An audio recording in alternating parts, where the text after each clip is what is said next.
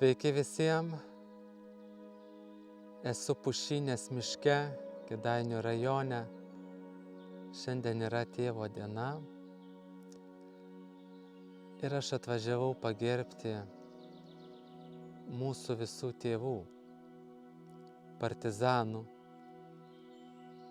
kurie kovojo prieš okupantus, kad mes galėtume vaikščioti ant savo žemės.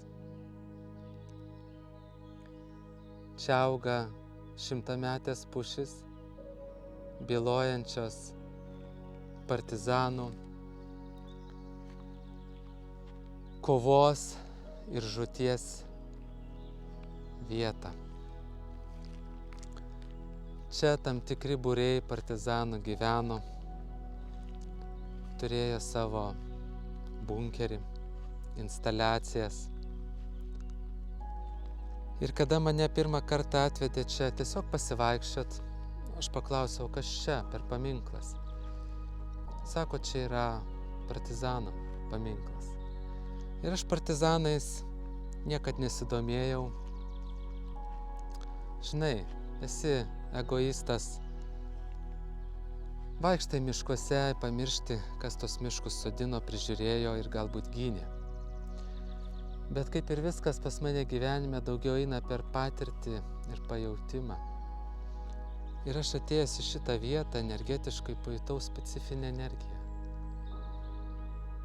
Ir ta energija buvo tokia herojiška, didvyriška energija palikta čionais. Ir nepaprastos meilės energija Lietuvos miškams, tėvynei, nepaprastas. Ir aš pradžioje nesupratau, kas čia yra. Medžiai kaip medžiai, okei, pušys šimtametės storos, kai kurių negali apglėbti netgi su rankom. Bet aš galvojau, čia kažkas šalia šitos miško dvasios yra dar kažkas palikta. Taip kaip Himalajose šalia pačių Himalajų dvasės yra paliktas jogų šiluma žemei, jogų meilė žemei. Ir tą gali jausti, kad jie tenais šimtmečiais, jeigu ne tūkstantmečiais sėdėjo ir meldėsi ne tik už save, bet ir žmoniją. Taip ir čia atėjus į mišką tu junti, kad kažkas čia atidavė savo gyvybę už tai, kad tu čia galėtum vaikščioti ne tarp okupantų, bet laisvoje žemėje. Tai dvelkia eteryje šitame miške, dvelkia ore. Ir taip kaip tėvas gintų būstą šeimos nuo vagių, okupantų ar kitų kenkėjų, taip ir partizanai gynė Lietuvą nuo išnaudotojų okupantų. Dėl to juos galima laikyti mūsų tėvais. Ir čia yra labai gražus, pilnas jausmo, paprastas, bet pilnas didelio jausmo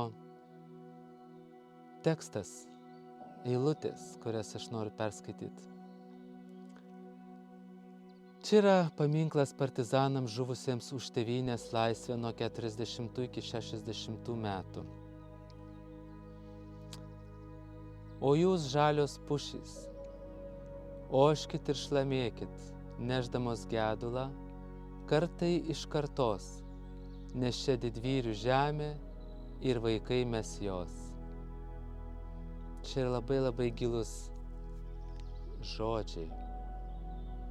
O jūs žalios pušys, oškit ir šlamėkit. Va čia va gali girdėti tą žalių pušų ošimą ir šlamėjimą. Čia gali jausti ne tik gedulą, kaip čia parašyta, bet čia gali jausti meilę savo žemėje. Ir tos eilutės, kad čia didvyrių žemė, iš tikrųjų tie didvyriai čia gyveno. Nežinau, kiek tų didvyrių yra likę šiai dienai. Tikrai nepasisakau už tai, kad visi turi eiti kovoti. Manau, kad turi būti profesionalų armija, kuri per pirmas 2 savaitės nežus. Priešingai nei paprastas žmogus paimtas į kariuomenę. Tokia mano nuomonė, aš už profesionalų kariuomenę. Bet tais laikais išėjo vyrai gyventi mišką. Į mišką. Ką reiškia gyventi į mišką išeiti? Patys įsivaizduokim. Taigi buvo ir žiemos, ir liūtis, ir ruduo. Kiekvieną dieną baimė, kiekvieną dieną tavo gali būti paskutinė. Buvo ir lietuviai, kurie priduodavo KGBšnikams, kaip sakyt, specialiom tarnybom rusų. Pačius lietuvius. Visko čia buvo. Ir kada gyvena tokie žmonės pasiaukoja, iki kraujo pasiaukoja savo žemės gynimui, jie palieka tą sąmonę.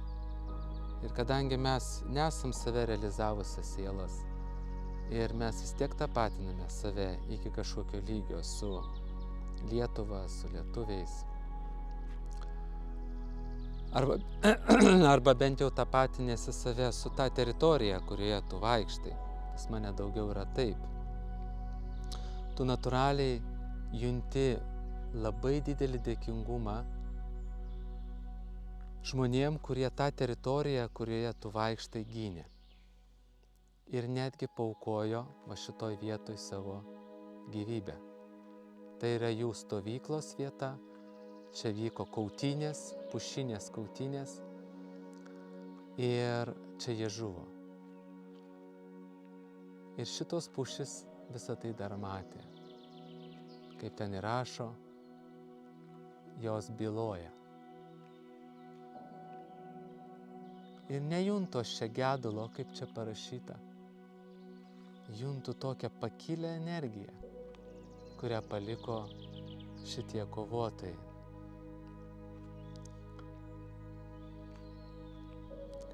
Mes dažnai kalbam apie meilę Dievui, apie labai išaukštintus dalykus, bet kad pamilti Dievą, reikės praeiti pirmiausia meilę teritorijai, kurioje tu gyveni. Ir kad pamilti savo teritoriją, kurioje gyveni, reikia pamilti pirmiausia savo sklypą. O kad pamilti savo sklypą, reikia pirmiausia pamilti savo kūną, nes tai yra tavo namai. Ta meilė plečiasi, tu pirmiausia išmoksti pamilti savo kūną, po to savo namą, prižiūrėdamas jį, savo sklypą, savo kvartalą, rajoną, kuriame gyveni, savo miestą, po to savo šalį, po to ir šalį, kurioje tu negyveni, po to visą Žemės planetą, po to visą kosmosą ir po to visą kūriniją ir po to Dievą. Įsivaizduokit, kiek laiptelių, kiek pakopų. Dažnai praktikuotojai prisidengia aukštom frazėm, kad čia, žinai, mes ne kūnai, mes ne lietuviai ir viso gero. Taip, jeigu tu esi Jėzaus Kristaus lygyje arba, žinai, išaukštintų jogų lygyje, tu gali taip šnekėti, bet jeigu tu esi netranscendentiniam lygyje, dar nesi patyręs savęs kaip sielos ir tau neatsivėrė dvasinis pasaulis, tai labai svarbu išreikšti pagarbą tiem, kurie guldė savo galvas, kurie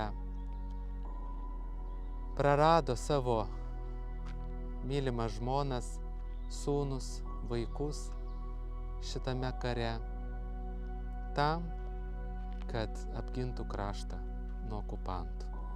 Jie galėjo ramiai sėdėti savo trobose, dirbti žemės ūkio darbus ir nesuk galvos.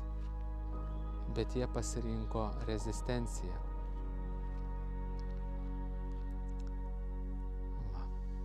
Jie pasirinko rezistenciją ir sumokėjo už tai aukščiausią kainą, tai yra savo gyvybę. Ir šitą jų energiją yra čia likusi. Kaip ir kitose vietose, daugybėje tų vietų yra Lietuvoje, tiesiog šalia mano namų yra šita vieta. Ir aš išėjau iš šitą įrašą, kaip sakyt, gimė man įkvėpimas šitą įrašą padaryti tik dėl to, kad aš pajutau čia šitą energiją. Jeigu aš būčiau pamatęs tik tais paminklą ir šiaip išgirdęs istorinį faktą, kuris tau būtų sausas, aš to įrašo nebūčiau daręs. Bet aš pajutau šią energiją ir supratau, kad žmogaus spinduliuojamos mintis, žmogaus spinduliuojama malda, pasiaukojimas, visa tai lieka erdvėje, kurioje jisai visą tai darė. Ir aš laikau čia šitą vietą irgi išaukštinta vieta, nes pasiaukojimas ir savo gyvybės atidavimas yra labai labai išaukštintas dalykas už tėvynę. Tai va, tėvo dienos proga čia atvažiavau, kadangi mano tėtis yra jau iškeliavęs ir jau atgimęs kitur. Manau, kad ir šitie partizanai irgi gavo gerą gimimą, atlikdami tokį kilnų žygdarbį, tokius herojiškus darbus. Ir aš skaitau, kad jie irgi yra, gali laikyti juos tėvų kategorijai. Nes tai, kad mes dabar vaikštom čia, laisvi, irgi yra, manau, jų nuopelno dalis. Tai va, tokios būtų mintis. Ta mūsų žemė praėjo daug periodų, vis tiek buvo lietuviai okupuoti, bet istorijos tėkmėj, jeigu ne tokio tipo žmonės, kurie linkę aukotis ir kovotų už teisybę, mes iki šiol būtume nelaisvi.